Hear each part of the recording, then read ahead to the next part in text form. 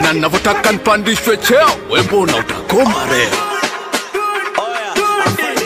Kuta niko vitu kete nane kali nyaku mbele sioni kitu, jicho nyanya domo linanuka pombe mwitu, sieleweki kama nimefukuzwa kwetu siku. Nikaanza kumpanga fande nlegeze kamba fande, sota sana mixa tizi mala mguu sawa mguu pande, sikuwa na kitu ngempa hata rushwa buku afande, kesi ya kuwa na panga ndo imemfanya fande nkatae baba.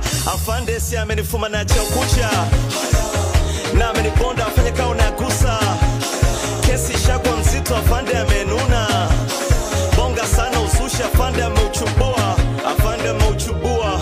Na hapa kanja sifuti tena, na hapa panga sishiki tena, tungi nitacha mdogo mdogo afande, so kitu cha kuacha mapema, nimejifunza na nitabadilika afande, niamini ninachokisema, jela sitaki kwenda kitomana, ndo maana na kuomba afande legeze kamba ili niweze kukupanga afande, yote sababu ya mchumba, ndiyo maana minaiba afande.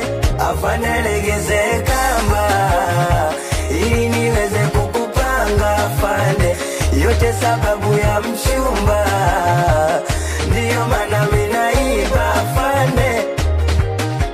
Kisikia afande aliyevurugwa naitwa afande Chande, nikiambiwa weka mguru sawa na weka mguru upande.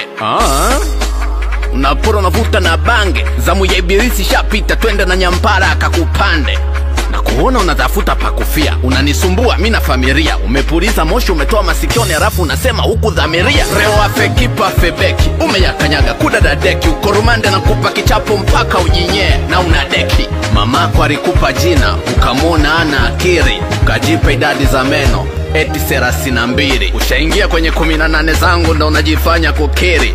Ebu twende huko ukale ugali na mijusi kafiri, ili niweze kukupanga afande, yote sababu ya mchumba, ndiyo maana minaiba afande.